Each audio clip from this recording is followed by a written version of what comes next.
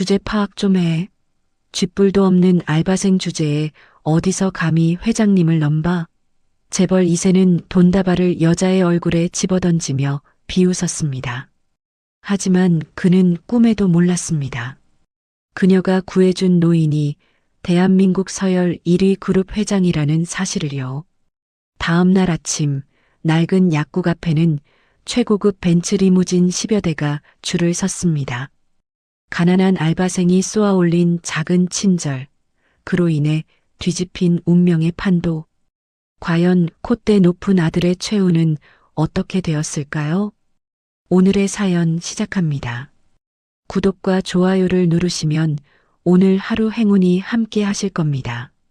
12월의 매서운 칼바람이 약국 문틈을 비집고 들어와 윙윙거리는 소리를 냅니다. 사람들의 발길이 뚝 끊긴 늦은 밤, 민서는 언손을 호호 불어가며 약품 진열장의 먼지를 털어내고 있습니다. 그녀가 입고 있는 얇은 하얀 가운 위로 낡은 카디건이 걸쳐져 있지만 뼛속까지 파고드는 한기를 막기에는 역부족으로 보입니다. 민서가 걸레를 빨아와 진열대를 닦으며 혼잣말을 합니다. 어휴, 오늘따라 날씨가 왜 이렇게 독하냐. 손가락이 다 얼어버리겠네. 민서가 닦고 있는 진열장 유리 너머로 화려한 네온 사인이 번쩍이는 유흥가가 보입니다. 저 거리는 술 취한 사람들의 고성방가로 시끄럽지만 민서가 있는 이 약국만큼은 적막강산입니다. 민서는 꼬르륵거리는 배를 움켜쥐고 카운터 구석에 숨겨둔 찌그러진 주먹밥 하나를 꺼냅니다. 편의점에서 폐기 직전에 사온 차갑게 식어버린 주먹밥입니다. 민서가 주먹밥 포장지를 뜯으며 입을 크게 벌립니다. 차가워. 밥알이 무슨 모래알 같네. 그래도 이거라도 먹어야 힘내서 집에 가지. 우물우물 밥을 씹어 삼키는 민서의 눈이 자꾸만 약국 출입문을 향합니다. 혹시라도 급하게 약을 찾는 손님이 올까봐 밥을 먹으면서도 긴장을 늦추지 않는 것입니다. 민서가 목이 메는지 쿨럭거리며 정수기에서 뜨거운 물을 받아 마십니다. 그때 약국 안쪽에서 약사님이 나오며 민서를 부릅니다. 민서 학생, 아직도 안 갔어? 10시 넘었는데 그만 정리하고 들어가.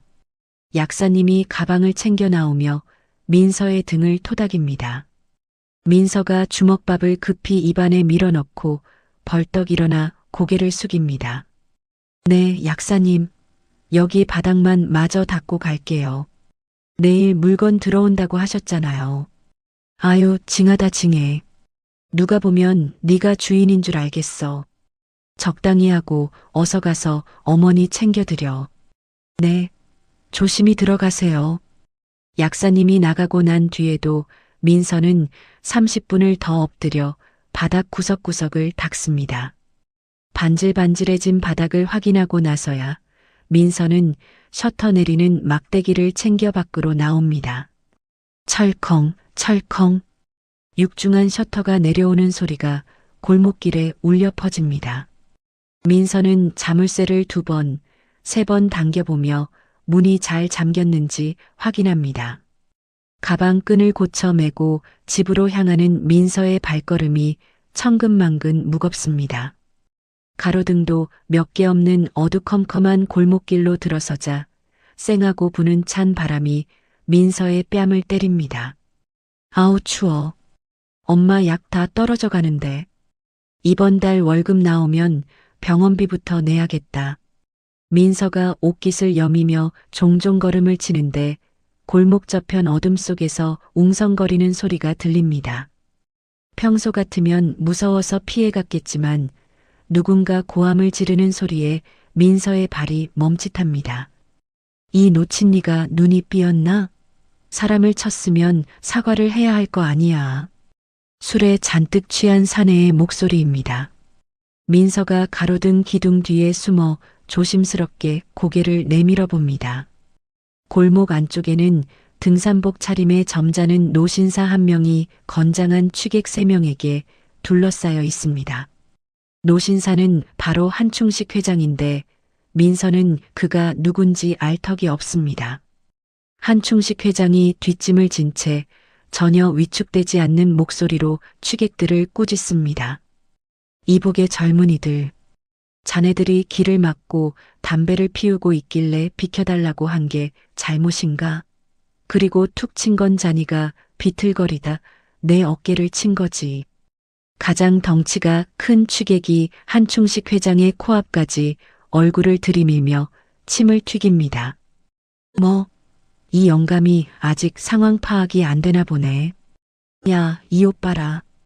등산 갔다가 막걸리나 처먹고 내려온 주제에 어디서 훈계질이야? 옆에 있던 다른 취객이 낄낄거리며 한충식 회장의 어깨를 거칠게 밉니다.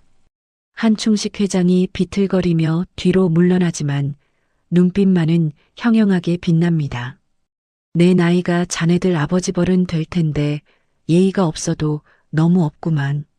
썩 비키지 못해. 아따, 이 영감탱이 눈가리가 살아있네. 야, 지갑 내놔봐. 정신교육 좀 시켜주게.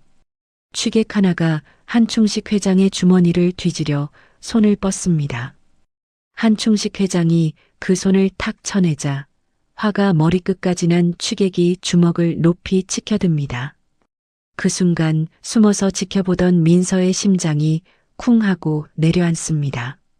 저러다 할아버지 큰일 나시겠네. 어떡하지? 민서가 주위를 두리번거립니다.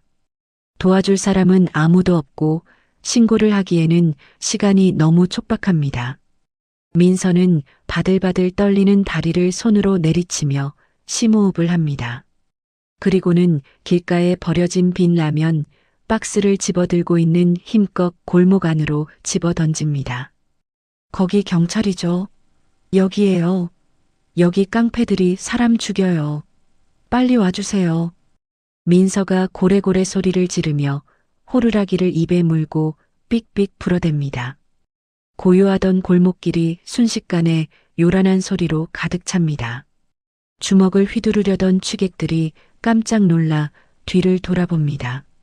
민서는 마치 뒤에 경찰이라도 달고 온 것처럼 당당하게 소리치며 달려갑니다. 아저씨들, 여기 CCTV 다 찍히고 있거든요. 경찰차 지금 골목 입구에 들어왔어요. 취객들이 당황해서 서로의 얼굴을 쳐다봅니다. 뭐야? 짭새 떴어? 아, 재수없게. 가자. 취객들은 한충식 회장을 바닥에 냅다 밀쳐버리고는 허둥지둥 어둠 속으로 도망칩니다. 민서는 그들이 사라진 것을 확인하고 나서야 다리에 힘이 풀려 주저앉을 뻔합니다. 하지만 곧바로 넘어져 있는 한충식 회장에게 달려갑니다. 할아버지, 괜찮으세요? 다친 데 없으세요? 민서가 한충식 회장의 팔을 잡고 조심스럽게 일으켜 세웁니다. 한충식 회장이 흙 묻은 등산복 바지를 툭툭 털며 민서를 바라봅니다. 놀란 기색이라곤 찾아볼 수 없는 아주 차분하고 깊은 눈동자입니다. 허허, 거참. 아가씨 배포가 보통이 아니구만. 무섭지도 않던가. 민서가 한충식 회장의 찢어진 손등을 발견하고는 인상을 찌푸립니다. 피가 조금 배어나오는 상처를 보자 민서는 속상한 듯 잔소리를 쏟아냅니다. 무섭긴 왜 안 무서워요. 다리가 후들거려서 죽는 줄 알았네. 어르신은 왜 거기서 대들고 그러세요? 그냥 피하시지. 민서가 주머니에서 밴드 하나를 꺼내 능숙한 솜씨로 한충식 회장의 손등에 붙여줍니다. 따뜻한 민서의 손길이 닿자 한충식 회장의 표정이 묘하게 부드러워집니다. 고맙네. 요즘 젊은 친구들 같지 않게 오지랖이 넓어. 오지랖이 아니라 사람이 맡고 있는데 어떻게 보고만 있어요? 저기 댁이 어디세요? 경찰서까지 같이 가드릴까요? 한충식 회장이 고개를 가로저으며 엷은 미소를 짓습니다. 됐네. 늙은이가 경찰서 들락거려봤자 주책이지. 혼자 갈 수 있어. 한충식 회장이 몸을 돌려 걸어가려는데 민서의 눈에 뜯어진 한충식 회장의 등산 조끼 주머니가 들어옵니다. 아까 실랑이를 벌이다가 지갑이 떨어진 것인지 주머니가 텅 비어 펄럭거립니다. 민서가 급하게 한충식 회장의 앞을 막아섭니다. 잠깐만요, 할아버지. 지갑 잃어버리신 거 아니에요? 한충식 회장이 주머니를 뒤적거려 보더니 짐짓 놀란 척을 합니다. 사실 지갑은 안주머니 깊숙한 곳에 있지만 이 당돌한 아가씨가 어떻게 나오나 보고 싶은 마음이 든 것입니다. 어라? 그러고 보니 지갑이 없군. 흘렸나 보네. 민서는 발을 동동 구르며 안타까워합니다. 어떻게, 이 밤에 빈털터리로 어떻게 가시려고요? 댁도 머실 텐데. 민서가 잠시 망설이다가 자신의 낡은 지갑을 엽니다.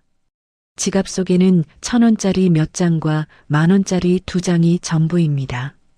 민서는 주저없이 10,000원짜리 2장을 모두 꺼냅니다.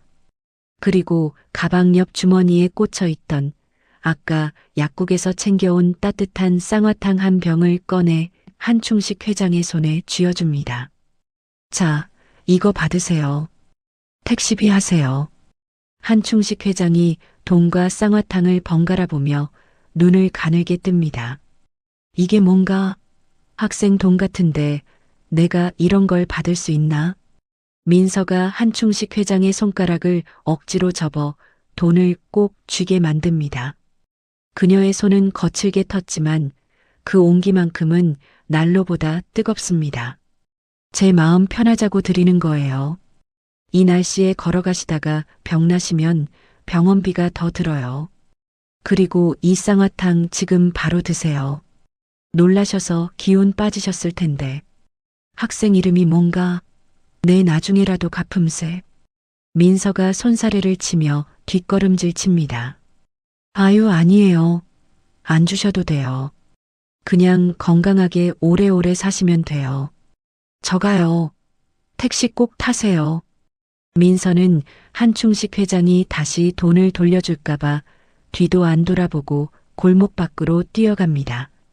초록색 코트 자락을 휘날리며 멀어지는 민서의 뒷모습은 씩씩하다 못해 짠하기까지 합니다. 덩그러니 남겨진 한충식 회장은 손에 쥐어진 꼬깃꼬깃한 20,000원과 온기가 남아있는 쌍화탕 병을 한참 동안 내려다봅니다. 갚지 말라고? 세상에 공짜는 없다지만 이런 바보 같은 녀석은 처음 보는군. 한충식 회장의 입가에 피식 웃음이 새어나옵니다. 차가운 겨울바람이 불어오지만 한충식 회장은 가슴 한구석이 묵직하게 데워지는 것을 느낍니다. 그는 주머니에서 최신형 스마트폰을 꺼내 어딘가로 전화를 겁니다. 목소리는 아까의 힘없는 노인이 아니라 대한민국 재계를 움직이는 회장의 위험 있는 목소리로 돌아와 있습니다. 김 실장, 나다. 차 대기시켜. 그리고 내 위치로 오면서 사람 하나 알아봐야겠다. 전화를 끄는 한충식 회장이 쌍화탕 뚜껑을 따서 한 모금 들이킵니다. 달짝지근하면서도 쌉싸름한 맛이 목을 타고 넘어갑니다. 그는 민서가 사라진 골목 어귀를 다시 한번 바라보며 나지막이 중얼거립니다. 이민서, 사람 냄새가 아주 진하게 나는 아이로구나. 다음 날 아침 8시입니다. 어제 내린 눈이 녹아 질척거리는 약국 앞 인도를 민서가 빗자루로 부지런히 쓸고 있습니다. 터진 입술에는 연고를 발라번들거리고 초록색 코트는 어제 흙바닥에 굴러 꼬질꼬질하지만 빗자루질을 하는 손길만은 야무집니다. 그때 약국 건물 주인인 김씨 아저씨가 뒷짐을 지고 나타나 혀를 찹니다. 어이, 총각. 아니, 아가씨. 거기 구석에 담배꽁초 좀 제대로 쓸어. 젊은 사람들이 왜 이렇게 뒷마무리가 흐리멍덩해? 민서가 허리를 90도로 굽히며 씩씩하게 대답합니다. 아, 죄송합니다, 사장님. 구석에 박혀서 잘 안 보였나 봐요. 지금 바로 치울게요. 쳇, 말만 번지르르 하지. 약국장이 사람을 너무 오냐오냐 가르쳐서 그래. 건물주가 투덜거하며 사라지자 민서가 작게 한숨을 내쉬며 꽁초를 줍습니다. 민서가 쓰레받기를 털고 다시 약국 문을 열려는 순간입니다. 골목 입구 쪽에서 심장을 울리는 웅장한 엔진 소리가 들려옵니다. 부르릉, 부르릉. 마치 천둥이 치는 것 같은 소리에 지나가던 동네 사람들이 일제히 고개를 돌립니다. 민서도 눈을 동그랗게 뜨고 소리나는 쪽을 바라봅니다. 뭐야? 무슨 공사 차량이라도 들어오나? 하지만 골목에 나타난 것은 덤프트럭이 아니라 눈이 부실 정도로 광이 나는 검은색 최고급 승용차들입니다. 한 대도 아니고 줄잡아 10여 대는 되어 보이는 차들이 비좁은 2차선 도로를 꽉 채우며 밀고 들어옵니다. 맨 앞에 선도 차량이 약국 앞에 끼익 소리를 내며 멈춰 서자 뒤따르던 차들도 일사불란하게 정차합니다. 동네 슈퍼 아줌마가 뛰쳐나와 입을 딱 벌립니다. 어머 어머, 이게 무슨 난리래? 대통령이라도 왔나 봐. 약국 안에서 약사님도 놀란 토끼 눈을 하고 뛰어나옵니다. 민서야, 이게 다 뭐니? 무슨 촬영하니? 저도 모르겠어요. 갑자기 차들이. 그때 10여 대의 차량 문이 동시에 벌컥 열리더니 검은 정장을 입고 귀에 이어폰을 꽂은 덩치 큰 사내들이 쏟아져 나옵니다. 그들은 순식간에 약국 앞 인도를 통제하고 길을 만듭니다. 살벌한 분위기에 민서가 빗자루를 꼭 쥐고 뒷걸음질 칩니다. 뭐야? 나 어제 깡패들 신고한 것 때문에 보복하러 온 건가? 민서의 다리가 후들거리는 찰나 정중앙에 서 있던 가장 큰 차의 뒷문이 스르르 열립니다. 검은 양복의 비서가 깍듯하게 머리를 숙이며 문을 잡아줍니다.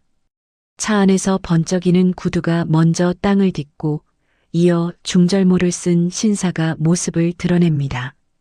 최고급 코트에 은색 지팡이를 짚은 노신사.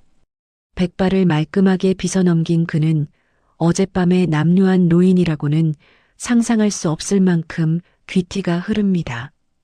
하지만 민서는 단박에 그를 알아봅니다. 저 할아버지. 한충식 회장이 지팡이를 짚고 또각또각 약국 앞으로 걸어옵니다. 동네 사람들이 숨을 죽이고 지켜보는 가운데 한충식 회장이 민서 앞에 멈춰섭니다. 그리고 쓰고 있던 중절모를 벗어 가슴에 얹고 정중하게 허리를 숙입니다. 학생, 밤새 별일 없었나? 네, 어제 신세 진거 갚으러 왔네.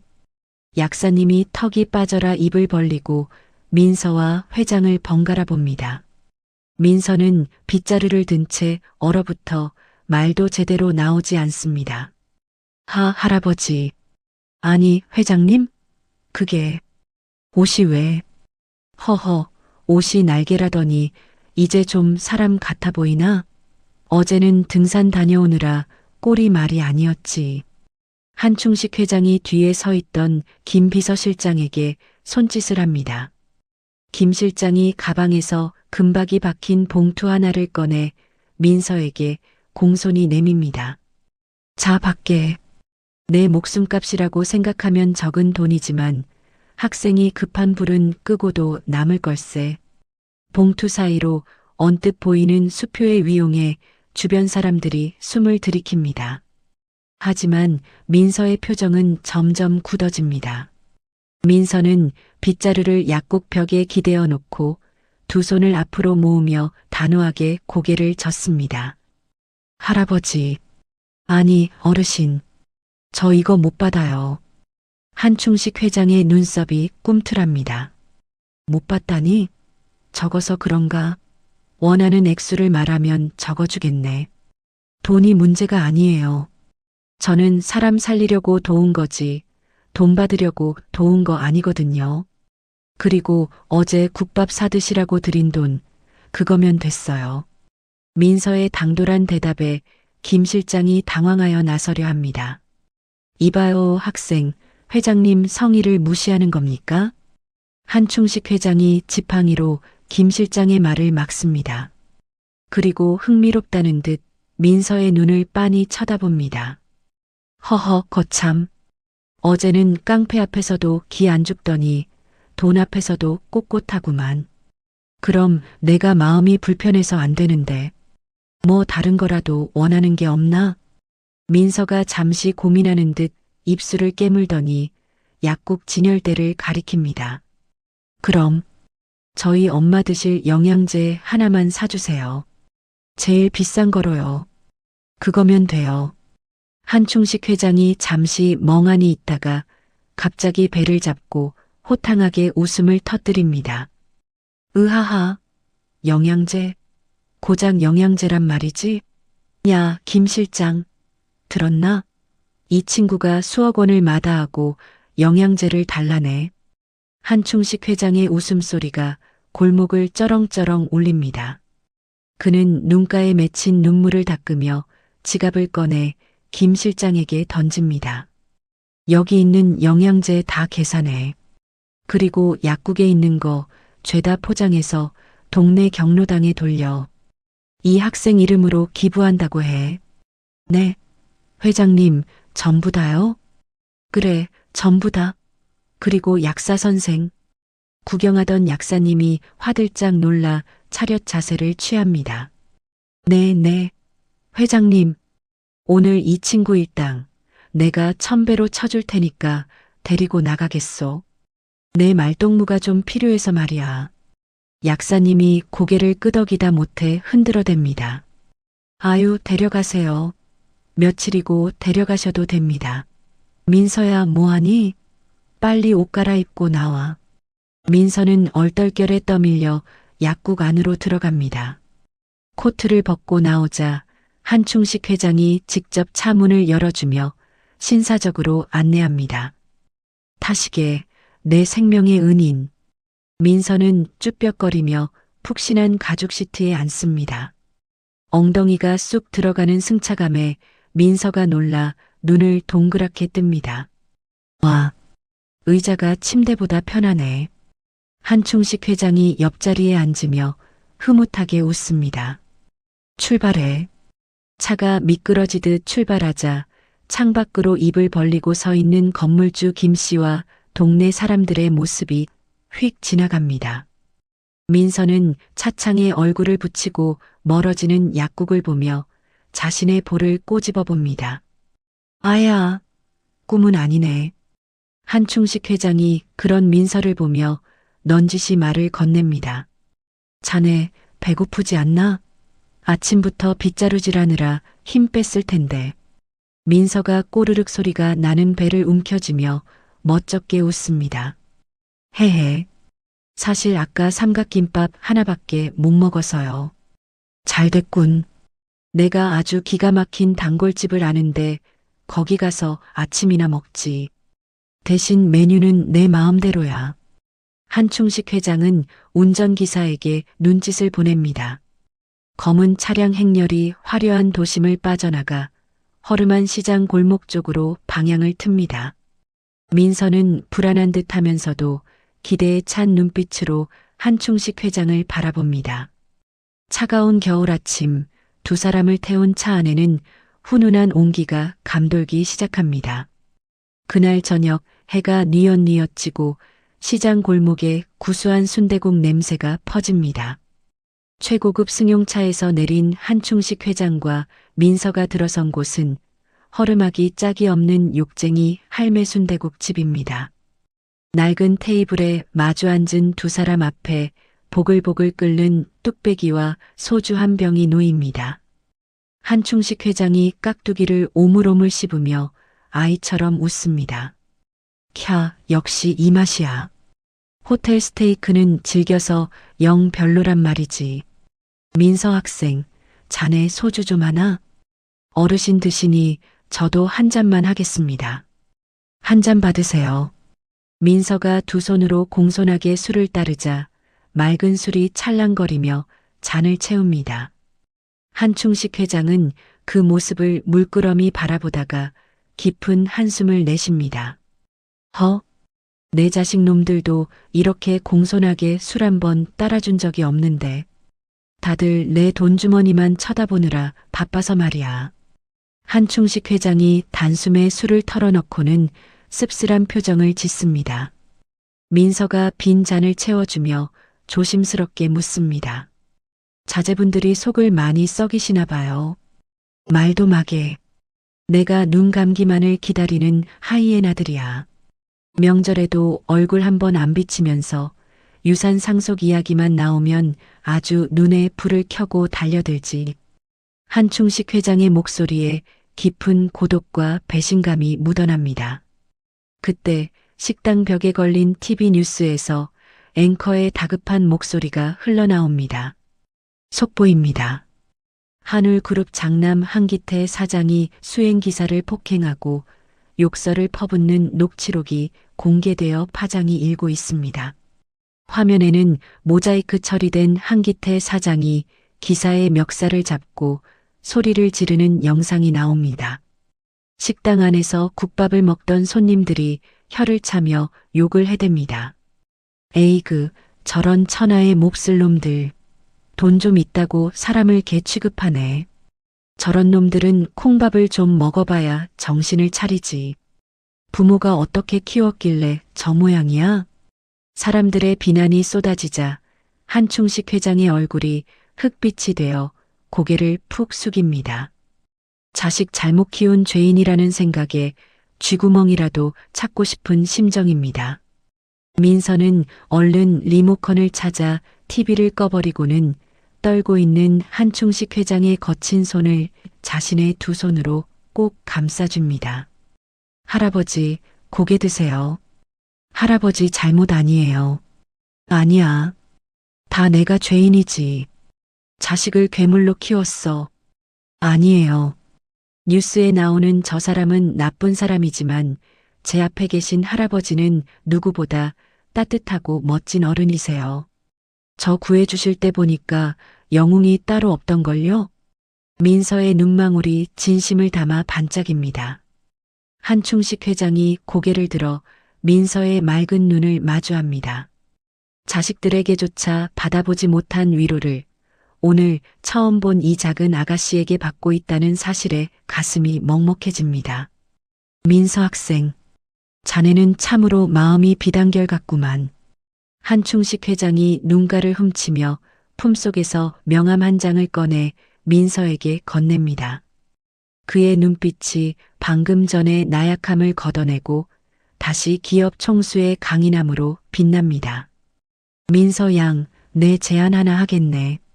다시 공부하게.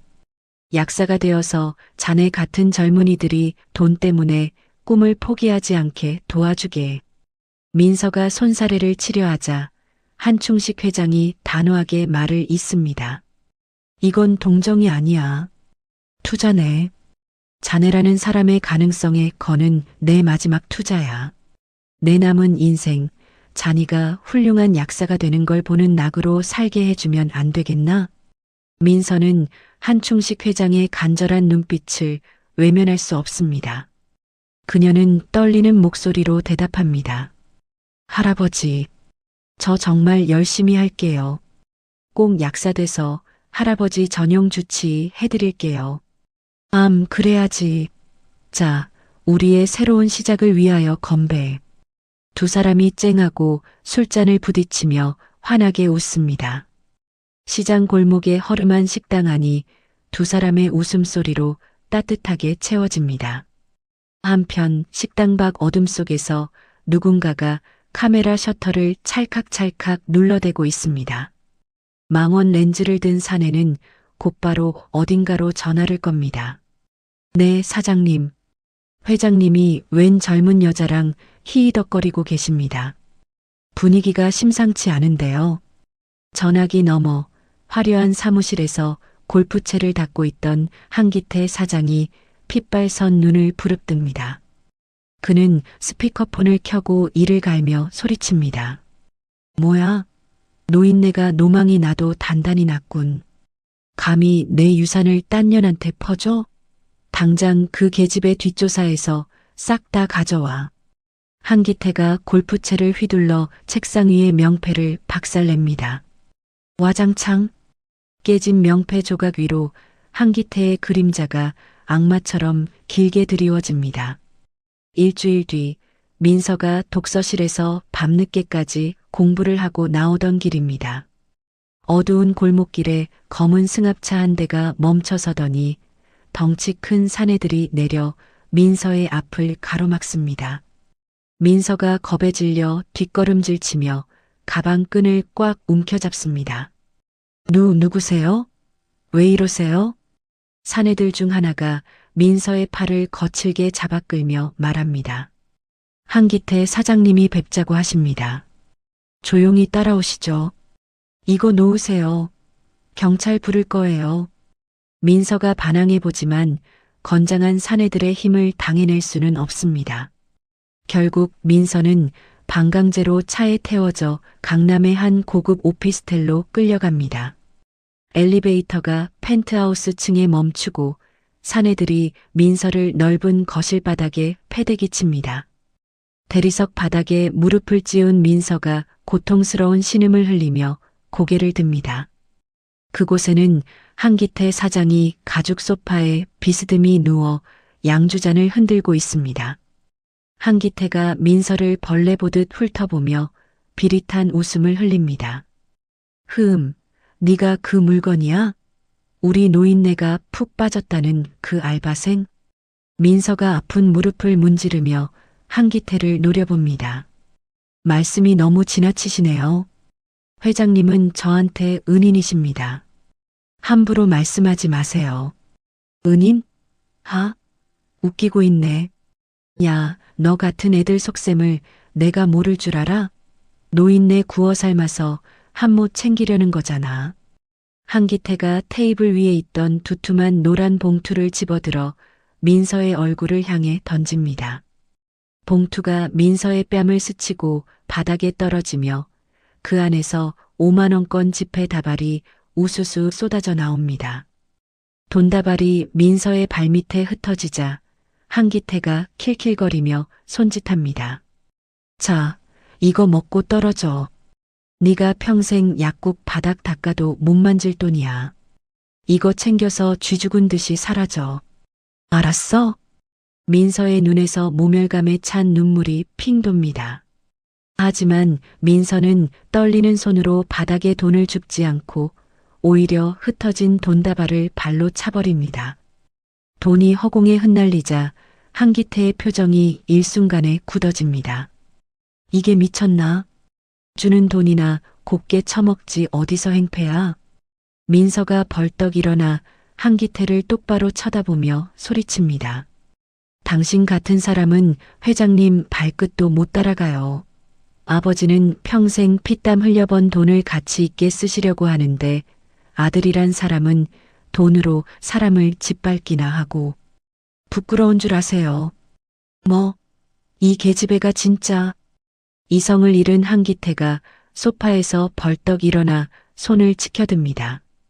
그가 민서의 뺨을 내려치려는 순간 쾅 하고 현관문이 부서질 듯 열립니다. 당장 그 손 멈추지 못해.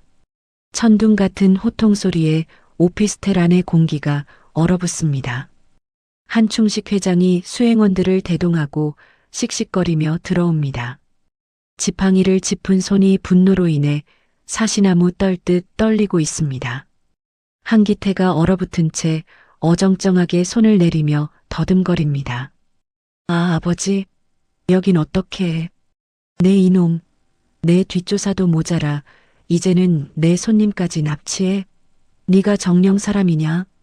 한충식 회장이 성큼성큼 다가와 들고 있던 지팡이로 한기태의 종아리를 사정없이 후려칩니다. 외마디 비명과 함께 한기태가 바닥에 나뒹굽니다. 아버지, 제가 뭘 잘못했다고 이러세요. 저런 꽃뱀한테 속지 마시라고 제가 대신 처리해드리는 거잖아요. 닥쳐라. 내 놈 눈에는 세상 모든 게 다 돈으로만 보이지? 이 아이는 내 목숨을 구해준 은인이야. 내 딸보다 귀한 아이라고. 한충식 회장이 헐떡이는 숨을 몰아쉬며 민서를 자신의 등 뒤로 감춥니다. 그리고 바닥에 주저앉은 아들을 향해 서슬퍼런 선전포고를 날립니다. 잘 들어라. 앞으로 이 아이 털끝 하나라도 건드리면 그날로 내 전 재산은 전액사회에 환원한다. 너한테는 단돈 10원 한 장도 안 물려줄 테니 그리 알아. 한기태의 얼굴이 사색이 되어 파랗게 질립니다. 재산 환원이라는 말은 그에게 사형 선고나 다름없기 때문입니다. 한충식 회장은 덜덜 떨고 있는 민서의 어깨를 감싸 안으며 밖으로 데리고 나갑니다. 가자, 민서야. 이런 더러운 곳에 더 있을 필요 없다. 엘리베이터를 타고 내려와 차에 타자마자 긴장이 풀린 민서가 참았던 눈물을 터뜨립니다. 한충식 회장이 손수건을 꺼내 민서의 눈물을 닦아주며 깊은 한숨을 내쉽니다. 미안하다. 정말 미안하다. 못난 아비를 둔 죄로 네가 험한 꼴을 당했구나. 다 내 잘못이다. 민서가 울먹이며 고개를 가로저으며 한충식 회장의 손을 꼭 잡습니다. 아니에요, 할아버지. 저는 괜찮아요. 할아버지가 와주셨잖아요. 저 하나도 안 무서웠어요. 자신이 당한 수모보다 늙은 아비의 상처를 먼저 어루만지는 민서의 마음에 한충식 회장은 가슴이 미어집니다. 그는 민서의 머리를 쓰다듬으며 마음속으로 굳게 다짐합니다. 차창 밖으로 강남의 화려한 야경이 스쳐 지나가고 한충식 회장이 앞좌석의 김 실장에게 낮지만 단호한 목소리로 지시를 내립니다. 김 실장, 내일 당장 고문 변호사 부르게. 네. 갑자기 변호사는 왜? 유 원장. 다시 써야겠다. 내 진짜 가족이 누구인지 이제야 확실히 알 것 같으니.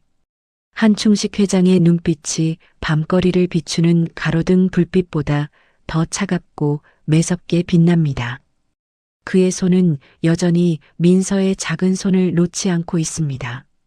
이제 늙은 사자는 자신의 새끼를 지키기 위해 마지막이 될지도 모르는 싸움을 준비하고 있습니다.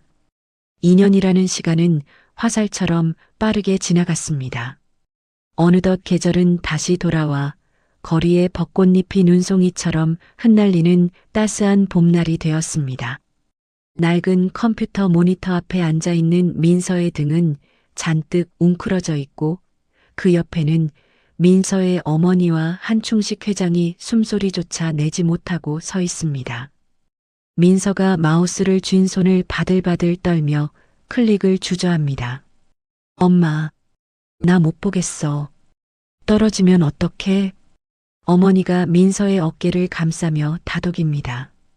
괜찮아. 떨어지면 어때? 우리 딸 고생한 거 하늘이 다 아는데. 뒤에 서 있던 한충식 회장이 지팡이로 바닥을 콩콩 찍으며 호통을 칩니다. 에이, 무슨 부정타게 그런 소리를 해. 내가 사람 보는 눈이 있어. 우리 민서는 무조건 합격이야. 어서 눌러봐. 한충식 회장의 재촉에 민서가 눈을 질끈 감고 합격자 조회 버튼을 누릅니다. 모니터 화면이 깜빡거리더니 파란색 글씨로 합격이라는 두 글자가 선명하게 떠오릅니다. 민서가 눈을 번쩍 뜨고는 비명에 가까운 환호성을 지릅니다.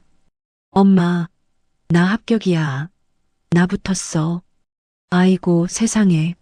우리 민서 장하다. 정말 장해. 어머니와 민서가 서로를 끌어안고 덩실덩실 춤을 춥니다. 한충식 회장도 체면 따위는 잊은 채 만세를 부르며 아이처럼 좋아합니다. 꺼봐. 내가 뭘 했어. 역시 내 눈은 틀리지 않았다니까. 으하하.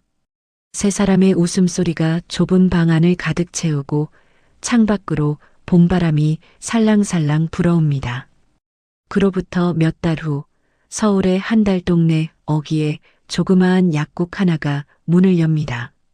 화려한 강남의 대로변이 아닌 꼬불꼬불한 골목길에 자리 잡은 약국입니다. 간판에는 투박하지만 정감 있는 글씨체로 효 약국이라고 적혀 있습니다. 오늘은 바로 민서가 자신의 이름을 걸고 약사로서 첫 발을 내디디는 개업식 날입니다.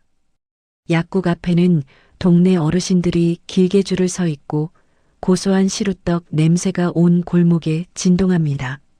약국 안에서는 등산복 조끼 위에 일일 점장이라는 명찰을 단 한충식 회장이 바쁘게 움직이고 있습니다. 대한민국 재계 서열에 손꼽히는 회장님이 이곳에서는 영락없는 동네 할아버지입니다. 한충식 회장이 바카스 박스를 번쩍 들어 나르며 동네 할머니들에게 넙죽 인사를 합니다. 자, 어머님들, 떡 드시고 가세요. 오늘 개업이라 공짜입니다. 지팡이를 짚은 할머니 한 분이 한충식 회장의 소매를 잡으며 묻습니다. 아니, 이 양반은 누구요? 약사 양반 할아비요? 한충식 회장이 어깨를 으쓱하며 자랑스럽게 대답합니다. 암요, 내가 우리 약사 선생님 키운 사람입니다. 우리 손녀딸이 아주 똑소리가 나요. 약을 기가 막히게 짓는다니까요. 약국 안쪽 조제실에서 하얀 가운을 입은 민서가 나옵니다. 단정한 단발머리에 금태 안경을 쓴 모습이 제법 의젓한 약사 선생님 태가 납니다. 민서는 찾아온 손님들의 손을 일일이 잡아주며 눈을 맞춥니다. 할머니, 무릎 아프신 건 좀 어떠세요? 비 올 때만 드시지 말고 꾸준히 드셔야 해요. 아이고, 우리 선생님이 지어준 약 먹고 싹 나았어. 얼굴도 이쁜 게 마음씨도 곱네. 민서는 손님들에게 복약 지도를 하느라 쉴 틈이 없지만 입가에는 미소가 떠나지 않습니다. 한충식 회장은 그런 민서의 모습을 멀찌감치 서서 흐뭇하게 바라봅니다. 자신의 친자식들이 회사를 물려받네 만회하며 싸우는 꼴만 보다가 이렇게 땀 흘려 일하며 사람들과 정을 나누는 민서를 보니 묵은 체증이 내려가는 것 같습니다. 해가 뉘엿뉘엿 지고 손님들이 하나둘 돌아가자 약국 안에는 민서와 민서 어머니 그리고 한충식 회장 셋만 남습니다. 민서 어머니가 갓 쪄낸 따끈한 시루떡과 돼지고기 수육을 접시에 담아내옵니다. 회장님, 하루 종일 고생 많으셨죠? 이거 좀 드세요. 입에 맞으실지 모르겠네요. 한충식 회장이 젓가락도 없이 손으로 떡을 집어 입에 넣으며 엄지를 치켜 세웁니다. 어우, 꿀맛입니다. 내가 호텔 뷔페도 질려서 못 먹는데 이건 배가 불러도 계속 들어가네. 민서가 물수건으로 한충식 회장의 손을 닦아주며 핀잔을 줍니다. 손 닦고 드셔야죠. 아무리 맛있어도 위생은 지키셔야 해요. 허허, 우리 약사 선생님 무서워서 원. 알았네, 알았어. 세 사람은 약국 한 구석에 옹기종기 모여 앉아 늦은 저녁 식사를 합니다. 화려한 조명도 비싼 음식도 없지만 그 어떤 만찬보다 따뜻하고 풍요로운 시간입니다. 민서가 갑자기 자리에서 일어나더니 한충식 회장을 향해 넙죽 큰 절을 올립니다. 당황한 한충식 회장이 먹던 떡을 내려놓습니다. 아니, 민서야. 갑자기 왜 이러느냐? 민서가 고개를 들자 눈가에 눈물이 그렁그렁합니다. 할아버지, 정말 감사합니다. 할아버지 아니었으면 저 평생 알바만 하다가 꿈도 못 펴고 살았을 거예요. 사람 살리는 약사가 되게 해주셔서 정말 감사합니다. 평생 은혜 갚으면서 살게요. 민서의 진심 어린 고백에 한충식 회장의 눈시울도 붉어집니다. 그는 떨리는 손으로 민서의 어깨를 잡아 일으켜 세웁니다. 일어나라. 은혜라니 당치 않다. 네가 내 곁에 있어준 게 나한테는 더 큰 은혜야. 늙은이 말동무해주고 밥 챙겨주고 내 자식들도 안 하는 걸 네가 다 해주지 않았느냐. 한충식 회장이 민서의 손을 꼭 잡고 말을 잇습니다. 민서야, 넌 내 인생 최고의 투자다. 주식 대박 난 것보다 100배, 1000배는 더 뿌듯해. 그러니 앞으로도 훌륭한 약사가 돼서 아픈 사람들 많이 도와주거라. 그게 내 보람이다. 네, 할아버지. 꼭 그럴게요. 건강하게 오래오래 제 곁에 있어 주셔야 해요. 아셨죠? 그렇고 말고. 내가 우리 민서 시집 가는 거 볼 때까지는 끄떡없어야지. 훈훈한 분위기 속에서 웃음꽃이 피어납니다. 한충식 회장이 기분 좋게 웃으며 물컵을 집어들려는데 갑자기 그의 표정이 일그러집니다. 쨍그랑 손에 들고 있던 물컵이 바닥에 떨어져 산산조각이 납니다. 민서가 놀라 소리칩니다. 할아버지, 왜 그러세요?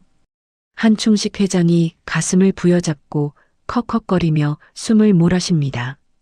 얼굴이 순식간에 백지장처럼 하얗게 질리더니 의자에서 중심을 잃고 바닥으로 쓰러집니다. 회장님, 정신 차리세요. 민서와 어머니가 기겁을 하고 달려들어 한충식 회장을 부축합니다. 민서는 떨리는 손으로 한충식 회장의 맥을 짚으며 어머니에게 소리칩니다. 엄마, 빨리 119, 119 신고해. 그래. 어머니가 허둥지둥 전화기를 찾는 사이 약국 밖에서 기다렸다는 듯 요란한 사이렌 소리가 들려옵니다. 삐요, 삐요, 삐요. 119 구급차가 아니라 사설 앰뷸런스 한 대가 약국 앞에 급정거를 합니다. 차 문이 열리고 험상궂은 덩치들이 들것을 들고 약국 안으로 들이닥칩니다. 비키세요. 환자 이송합니다. 민서가 당황하여 막아섭니다. 누구세요? 아직 신고도 안 했는데 어떻게 알고 오셨어요? 구급대원 복장을 한 사내가 민서를 거칠게 밀쳐냅니다. 한기태 사장님 지시입니다. 비키세요. 안 돼요. 할아버지 상태 먼저 봐야 해요. 지금 움직이시면 위험해요. 민서가 쓰러진 한충식 회장의 팔을 붙잡고 늘어지지만 사내들의 힘을 당해낼 재간이 없습니다. 사내들은 짐짝을 싣듯 한충식 회장을 들것에 싣고는 순식간에 밖으로 나갑니다. 약국 밖에는 어느새 검은색 세단이 도착해 있고 뒷좌석 창문이 스르르 내려갑니다. 그 안에는 한기태가 차가운 눈빛으로 이 상황을 지켜보고 있습니다. 민서가 맨발로 뛰쳐나가 차 창문을 두드립니다. 사장님, 이게 무슨 짓이에요? 할아버지 병원으로 모셔야 한다고요. 한기태는 대답 대신 비릿한 미소를 지으며 손가락으로 민서를 가리킵니다. 그러자 덩치 큰 경호원이 다가와 민서의 어깨를 잡아 바닥에 내동댕이 칩니다. 민서가 차가운 아스팔트 바닥에 넘어지고 무릎에서 피가 배어 나옵니다. 한기태가 나지막이 중얼거리는 소리가 민서의 귀에 꽂힙니다. 타이밍 한번 기가 막히네. 이제 내 세상이야. 수고했다, 알바생. 구급차와 세단은 민서를 버려둔 채 굉음을 내며 어둠 속으로 사라집니다. 멀어져가는 붉은 미등을 바라보며 민서는 찢어지는 목소리로 절규합니다. 할아버지, 할아버지. 개업 축하 화분이 넘어져 흙이 쏟아진 약국 바닥처럼 민서의 행복했던 꿈도 산산조각이 나버렸습니다. 봄밤의 벚꽃잎이 민서의 떨리는 어깨 위로 처량하게 내려앉습니다. 다음 날 아침 병원 로비는 찬물을 끼얹은 듯 정막만 감돕니다. 한충식 회장이 입원한 VIP 병동 입구에는 덩치 큰 경호원들이 철벽처럼 서서 개미 새끼 한 마리도 얼씬 못하게 막고 있습니다. 민서는 헝클어진 머리에 퉁퉁 부은 눈으로 경호원들의 팔을 붙잡고 애원합니다. 부탁드려요. 잠깐이면 돼요. 할아버지 상태만. 제발 얼굴만이라도 보게 해주세요. 경호원 반장이 무표정한 얼굴로 민서를 밀쳐냅니다. 돌아가세요. 보호자 외에는 면회사절입니다. 자꾸 이러시면 업무방해로 경찰 부릅니다. 민서가 바닥에 주저앉아 울부짖습니다. 보호자라니요. 그 사람들 할아버지 보호할 사람들이 아니에요. 할아버지 쓰러지기만 기다리던 사람들이라고요. 그때 엘리베이터 문이 열리고 말끔한 정장 차림의 한기태가 걸어 나옵니다. 그는 바닥에 앉아 있는 민서를 내려다보며 혀를 쯧쯧 찹니다. 아이고, 이게 누구야? 우리 효녀 약사님 아니신가? 왜 병원에서도 약 팔려고 왔나? 민서가 벌떡 일어나 한기태에게 달려들려 하지만 경호원들이 그녀의 양팔을 결박합니다. 민서가 몸부림치며 소리칩니다. 당신 할아버지한테 무슨 짓 했어? 할아버지 어디 계셔? 한기태가 코웃음을 치며 민서의 코앞까지 다가와 나직이 속삭입니다. 걱정 마. 아버지는 아주 편안하게 계시니까. 이제 경영권도 나한테 넘어왔고 유산 정리도 끝났으니 편히 쉬실 일만 남았지. 뭐? 유산? 그래. 네가 아무리 알랑방귀를 껴봤자 피는 물보다 진한 법이야. 아버지가 제정신 돌아오시자마자 나한테 도장부터 찍어주시더군. 너한테 줄 돈은 없다고 하시면서 말이야. 민서가 고개를 세차게 흔듭니다. 거짓말. 할아버지가 그럴 리 없어. 당신이 강제로 시킨 거지. 내가 다 밝혀낼 거야. 한기태의 표정이 순식간에 악기처럼 일그러집니다. 밝혀내? 네가 무슨 수로? 너 같은 쥐새끼 한 마리 밟아 죽이는 건 일도 아니야. 당장 내 눈앞에서 꺼져. 한 번만 더 얼쩡거리면 그땐 내 약국이고 뭐고 다 밀어버릴 테니까. 한기태가 손짓하자 경호원들이 민서를 짐짝처럼 들어 병원 밖으로 내동댕이 칩니다. 철퍼덕. 차가운 시멘트 바닥에 넘어진 민서 위로 우수수 비가 쏟아지기 시작합니다.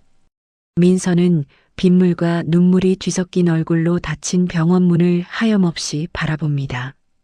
같은 시각 VIP 병실 안은 숨막히는 긴장감이 감돌고 있습니다.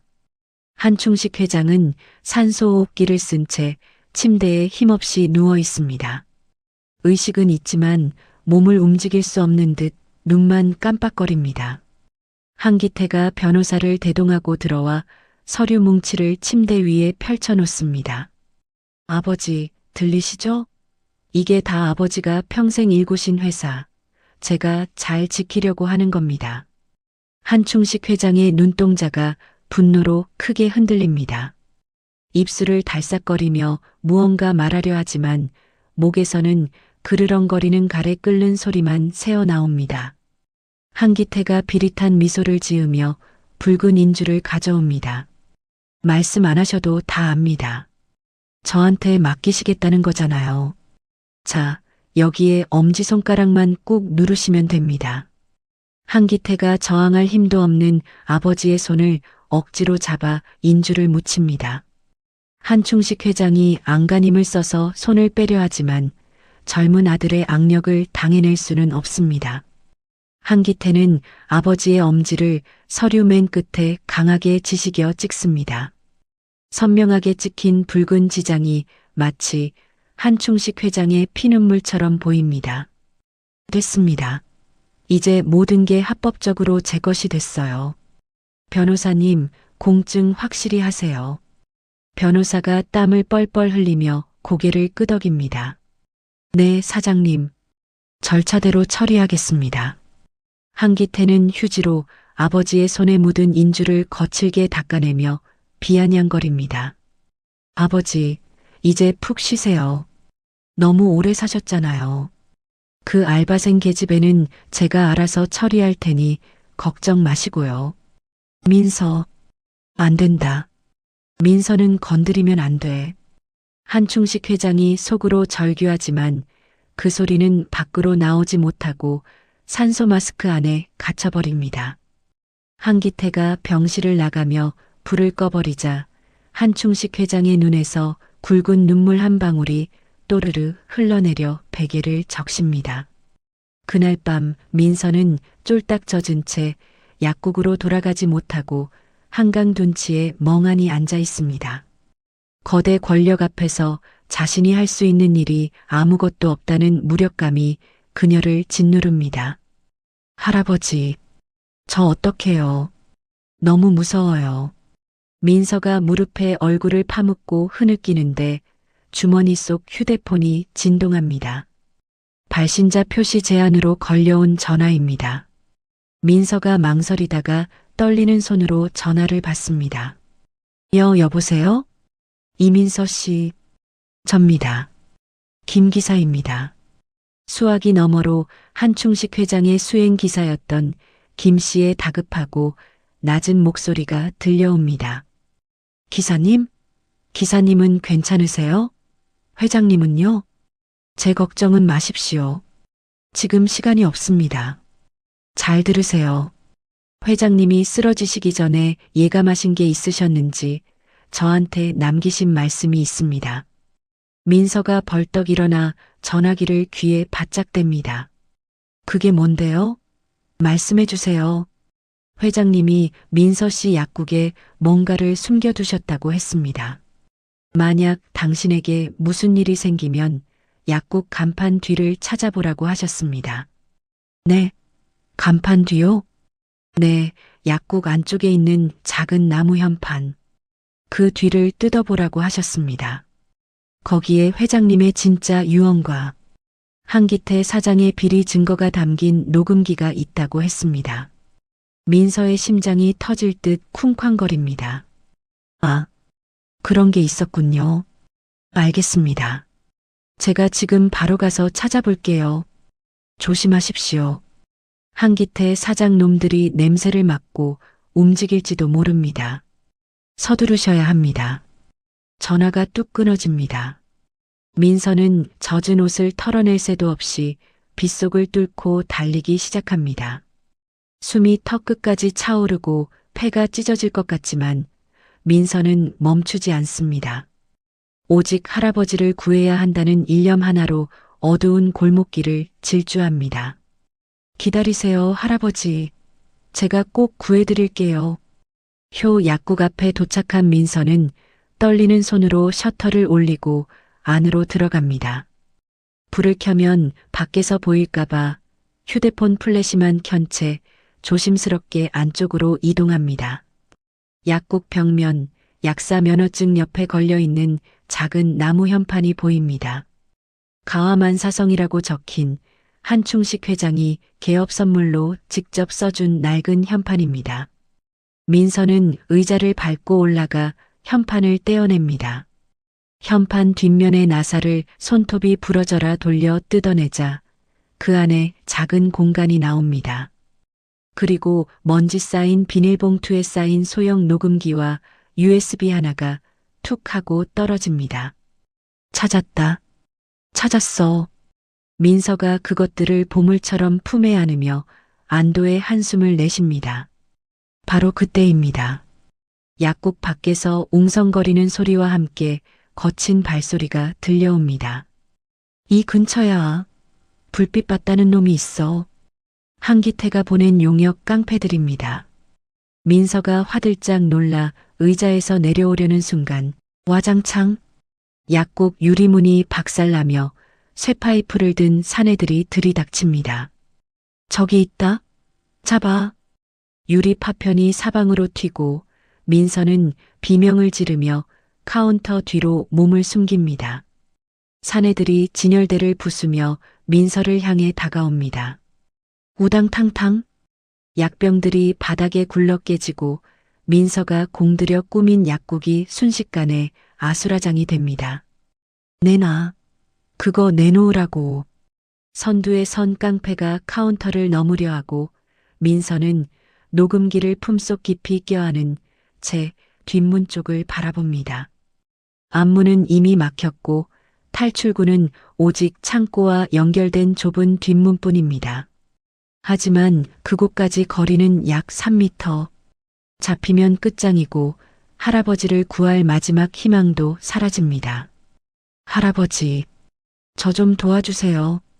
민서는 입술을 깨물며 손에 잡히는 대로 소독약병을 깡패의 얼굴에 던집니다. 아! 내 눈. 깡패가 얼굴을 감싸쥐는 틈을 타 민서는 죽으림을 다해 뒷문으로 몸을 날립니다. 등 뒤에서 전연 잡아 라는 고함과 함께 거친 손길이 민서의 머리카락을 스치고 지나갑니다. 같은 시각 비가 억수같이 쏟아지는 밤거리입니다. 민서는 찢어진 발에서 피가 나는 줄도 모르고 파출소 문을 박차고 들어갑니다. 물귀신처럼 젖은 모습에 졸고 있던 경찰관들이 화들짝 놀라 일어납니다. 아니 학생, 이게 무슨 꼴이야? 민서가 덜덜 떨리는 손으로 품속에서 녹음기를 꺼내 카운터에 내려놓습니다. 도와주세요. 회장님이. 할아버지가 위험해요. 아들이 아버지를 죽이려고 해요. 이거 좀 들어보세요. 민서가 재생 버튼을 누르자 한기태의 소름 끼치는 목소리가 파출소 안에 울려 퍼집니다. 아버지, 그냥 눈 딱 감고 가세요. 산소호흡기 떼는 거 일도 아닙니다. 유 원장 다시 썼으니 이제 쓸모없잖아요. 이어지는 한충식 회장의 신음소리에 경찰관들의 표정이 딱딱하게 굳어집니다. 나이가 지긋한 파출소장이 안경을 고쳤으며 무전기를 집어듭니다. 이거 한울그룹 한기태 사장 목소리 아니야? 상황 심각하다. 전 병력 출동해. 지금 당장 한국병원 VIP실로 간다. 잠시 후 병원 로비가 요란한 사이렌 소리로 뒤덮입니다. 경찰들이 들이닥치자 한기태가 고용한 사설 경호원들이 길을 막아서지만 경찰 소장의 호통에 기가 눌려 물러섭니다. 사람 목숨이 왔다 갔다 하는데 어디서 행패야. 공무집행 방해로 싹 다 잡아넣기 전에 비켜. 민서는 경찰들 뒤를 따라 엘리베이터를 타고 15층 VIP 병동으로 올라갑니다. 복도 끝에서 한기태가 씩씩거리며 걸어 나오다 경찰들을 보고 눈이 뒤집힙니다. 이게 무슨 개망나니 같은 짓들이야. 감히 누구 허락을 받고 들어와. 한기태가 경찰 뒤에 숨어있는 민서를 발견하고는 삿대질을 해댑니다. 너였냐? 기어이 쥐새끼가 사고를 쳐? 야! 전연 당장 끌어내. 경찰 2명이 한기태의 팔을 꺾어 제압하자 한기태가 발악을 합니다. 이거 안 나? 내가 누군지 알아. 너희들 옷 다 벗게 해줄까? 민서가 앞으로 걸어 나와 한기태를 똑바로 쳐다봅니다. 그녀의 눈빛은 더 이상 도망치던 약한 알바생의 눈빛이 아닙니다. 당신 끝났어. 당신이 할아버지 협박한 거, 유 원장 조작한 거 다 녹음됐다고. 뭐 녹음? 웃기지 마. 치매 노인네 헛소리를 누가 믿어. 아버지는 이미 뇌사 상태야. 그때입니다. 굳게 닫혀있던 병실 문이 끼익 소리를 내며 천천히 열립니다. 모든 사람의 시선이 그곳으로 쏠립니다. 놀랍게도 산소호흡기를 떼어버린 한충식 회장이 휠체어에 꼿꼿이 앉아 문 밖으로 나옵니다. 얼굴은 창백하지만 눈빛만은 굶주린 사자처럼 형형하게 살아있습니다. 아버지. 한기태가 귀신이라도 본 듯 뒷걸음질 칩니다. 한충식 회장이 떨리는 손을 들어 아들을 가리키며 호통을 칩니다. 누가 내 사람 말이냐? 내가 두 눈 시퍼렇게 뜨고 살아있는데. 어떻게. 분명히 의사가. 내 돈에 매수된 의사놈 말이냐? 내 놈 속셈을 알려고 내가 죽은 척 기다리고 있었다. 이 천하의 불효자식? 네가 그러고도 사람 새끼냐? 한기태가 다리에 힘이 풀려 그 자리에 털썩 주저앉습니다. 아닙니다, 아버지. 오해십니다. 저는 그저 회사를 위해서. 닥쳐라. 내 귀로 똑똑히 들었다. 산소호흡기를 떼. 유 원장이 쓸모없어. 한충식 회장이 품속에서 진짜 유 원장 봉투를 꺼내 한기태의 얼굴에 집어 던집니다. 봐라. 이게 내 진짜 유언이다. 내 전 재산은 사회에 환원한다. 너 같은 페류나한테는 10원 한 장도 못 준다. 내 호적에서 파내기 전에 내 눈앞에서 꺼져. 한기태가 바닥을 기어가 아버지의 바짓가랑이를 잡고 매달립니다. 아버지, 잘못했습니다. 한 번만 용서해 주십시오. 아버지. 하지만 한충식 회장은 차갑게 고개를 돌려버립니다. 여봐라, 저놈 당장 치워라. 내 눈에 흙이 들어가도 다시는 보고 싶지 않다. 경찰들이 한기태의 손목에 수갑을 채웁니다. 철컹. 차가운 금소금과 함께 한기태가 끌려가며 비명을 지릅니다. 복도가 다시 조용해지자 한충식 회장의 어깨가 작게 들썩입니다. 그때 구석에서 숨죽여 울고 있던 민서가 조심스럽게 다가옵니다. 할아버지. 한충식 회장이 천천히 고개를 돌려 민서를 바라봅니다. 피투성이가 된 맨발, 찢어진 옷, 엉망이 된 얼굴. 자신을 구하겠다고 이 꼴이 되어 달려온 민서를 보자 한충식 회장의 눈에서 참았던 눈물이 왈칵 쏟아집니다. 민서야. 아이고, 내 새끼. 이 미련한 늙은이가 뭐라고 이 고생을 했어. 한충식 회장이 휠체어에서 몸을 일으키려다 비틀거립니다. 민서가 와락 달려들며 한충식 회장을 끌어안습니다. 할아버지, 살아계셔서 다행이에요. 정말 다행이에요. 저 너무 무서웠어요. 민서가 한충식 회장의 품에 얼굴을 묻고 어린아이처럼 엉엉 웁니다. 한충식 회장은 민서의 젖은 등을 투박한 손으로 하염없이 쓸어내립니다. 그래, 그래. 무서웠지? 미안하다. 내가 너를 지켜줬어야 했는데 오히려 네가 나를 살렸구나. 흑흑. 할아버지 잘못된 줄 알고. 제가 얼마나. 이제 다 끝났다. 나 안 죽는다. 너 두고 내가 어떻게 죽겠느냐. 울지 마라, 아가. 뚝 그쳐.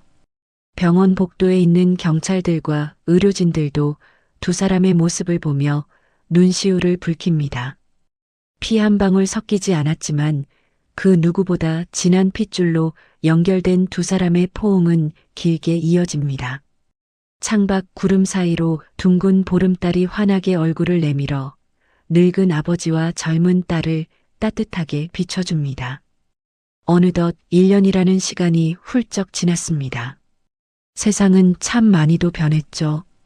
탐욕에 눈이 멀어 아버지를 해치려 했던 한기태 사장은 감옥 차가운 독방에서 죗값을 치르게 되었고 한충식 회장은 그 많던 재산을 사회에 환원하고 경영 일선에서 깨끗하게 물러났습니다. 뉴스에서는 노블레스 오블리주를 실천한 참된 기업인이라며 연일 떠들썩했지만 정작 당사자인 한충식 회장은 지금 전혀 다른 곳에 와 있습니다. 한방눈이 펑펑 쏟아지는 겨울 저녁, 민서의 효 약국안은 난로 열기로 훈훈합니다. 난로 위에는 은박지에 싼 고구마가 타닥타닥 소리를 내며 익어가고 구수한 냄새가 약국 안을 가득 채웁니다. 한충식 회장은 이제 비싼 양복 대신 민서가 사준 편안한 누빔 조끼를 입고 카운터 옆 의자에 앉아 신문을 보고 있습니다. 돋보기 안경을 콧잔등에 걸친 모습이 영락없는 동네 할아버지입니다. 딸랑 마이너스. 종소리와 함께 허리가 구부러진 할머니 한 분이 들어옵니다. 아이고 추워라. 파스 좀 주구려. 신문을 보던 한충식 회장이 벌떡 일어나 쩌렁쩌렁하게 인사를 합니다. 어서 오십시오. 날이 많이 춥죠? 여기 난로 쬐고 가세요. 할머니가 깜짝 놀라며 뒷걸음질 칩니다. 아이고 깜짝이야. 이 영감님은 목청도 좋아. 밥심이 좋은가 봐? 암요. 우리 손녀딸이 해주는 밥 먹고 힘이 펄펄 납니다. 민서야, 여기 파스 손님 오셨다. 조제실에서 나오던 민서가 웃음을 터뜨리며 고개를 젓습니다. 할아버지, 목소리 좀 낮추세요. 손님들 놀라시잖아요. 민서는 이제 제법 능숙한 약사가 되어 손님에게 친절하게 파스 붙이는 법을 설명해 줍니다. 한충식 회장은 그 모습을 꿀 떨어지는 눈빛으로 바라보며 어깨를 으쓱합니다. 저기 저 약사가 내 보물 1호입니다. 아주 똑소리가 나요. 손님이 돌아가고 나자 약국 뒷문이 열리며 민서 어머니가 쟁반을 들고 들어옵니다. 쟁반 위에는 갓 담근 김장 김치와 김이 모락모락 나는 두부가 올려져 있습니다. 회장님, 출출하시죠? 새참 드세요. 아이고, 안 그래도 입이 심심하던 참이었습니다. 한충식 회장이 젓가락도 없이 손으로 김치를 길게 찢어 두부에 싸서 입에 넣습니다. 매콤하고 시원한 김치 맛에 한충식 회장의 미간이 펴지며 감탄사가 터져 나옵니다. 캬, 이 맛이야. 내가 평생 먹은 산해진미 다 합쳐도 이 두부 김치 한 조각만 못해. 정말 꿀맛입니다. 민서가 물수건으로 한충식 회장의 입가를 닦아주며 핀잔을 줍니다. 천천히 좀 드세요. 체하시겠어요. 누가 뺏어 먹나요? 허허, 너무 맛있어서 그렇지. 내가 예전에는 밥 먹는 게 돌 씹는 것 같았는데 요즘은 밥맛이 너무 좋아서 살이 쪄 큰일이다. 세 사람은 난로가에 옹기종기 둘러앉아 고구마 껍질을 까며 하하호호 웃음꽃을 피웁니다. 창밖에는 매서운 눈보라가 치지만 이 작은 약국 안은 세상 그 어느 곳보다 따뜻한 요새와 같습니다. 한충식 회장이 호흡으로 식힌 노란 고구마를 민서의 손에 쥐어주며 진지한 표정으로 말합니다. 민서야, 내가 인생 살면서 주식이다, 부동산이다 투자 많이 해봤지만 말이다. 다 부질없더구나. 갑자기 무슨 투자 얘기세요? 내가 한 투자 중에 제일 잘한 게 뭔지 아냐? 바로 너다. 너한테 투자한 게 내 인생 최고의 대박이야. 민서가 쑥스러운 듯 웃으며 한충식 회장의 어깨에 머리를 기댑니다. 에이, 할아버지가 저 구해주신 거죠. 저야말로 할아버지 덕분에 다시 태어났어요. 아니다. 네가 아니었으면 난 돈더미 위에 앉아서 굶어 죽은 거나 마찬가지였을 게다. 고맙다. 내 딸이 되어줘서. 그때 약국 문이 열리고 털모자를 쓴 동네 노인들이 우르르 들어옵니다. 어이, 한씨, 뭐하고 있어? 경로당에서 내기 장기두기로 했잖아. 빨리 나와. 한충식 회장이 반색하며 일어나려다 슬그머니 민서의 눈치를 봅니다. 그게 우리 약사 선생님 허락을 받아야 하는데. 민서가 일부러 엄한 표정을 짓다가 픽 웃으며 손짓합니다. 일찍 들어오셔야 해요. 저녁에 갈비찜 해놓을 거니까 늦으면 국물도 없어요. 알았다. 금방 이기고 올게. 자, 가자고. 내가 오늘 왕을 잡아버릴 테니까. 한충식 회장이 개선장군처럼 의기양양하게 친구들을 이끌고 약국을 나섭니다. 하얀 눈이 쌓인 골목길, 지팡이를 짚고 걸어가는 한충식 회장의 뒷모습이 더 이상 외롭지 않고 당당해 보입니다. 민서는 창문의 입김을 호흡으로 닦아내고 멀어지는 한충식 회장을 바라보며 작게 속삭입니다. 아빠, 오래오래 건강하세요. 민서가 다시 카운터로 돌아와 정리를 하다가 한충식 회장이 두고 간 낡은 지갑을 발견합니다. 지갑이 열려 있고 그 안 투명한 비닐 속에는 수표도 신용카드도 아닌 사진 한 장이 꽂혀 있습니다. 1년 전 퇴원 기념으로 민서와 함께 찍은 스티커 사진입니다. 우스꽝스러운 가발을 쓰고 V비자를 그리고 있는 한충식 회장과 민서의 얼굴이 환하게 빛나고 있습니다. 사진 밑에는 삐뚤빼뚤한 글씨로 이렇게 적혀 있습니다. 내 진짜 가족, 사랑하는 딸 민서와 함께. 카메라가 따뜻한 불빛이 새어나오는 약국 전경을 천천히 비추며 멀어집니다. 눈 내리는 겨울밤, 핏줄보다 진한 사랑으로 맺어진 가족의 이야기는 이렇게 해피엔딩으로 막을 내립니다. 자신이 가진 전부를 내어준 민서의 착한 마음씨가 결국 큰 복이 되어 돌아왔네요. 피 한 방울 섞이지 않아도 서로를 위하는 진심만 있다면 그게 바로 진짜 가족이 아닐까 싶습니다. 오늘 이 따뜻한 이야기가 여러분의 가슴에도 훈훈한 난로가 되었기를 바랍니다. 이야기를 끝까지 들어주신 분이 계시다면 구독과 잘 들었다고 댓글 하나만 남겨주세요. 새로운 이야기가 나오면 제일 먼저 전해드리겠습니다. 감사합니다.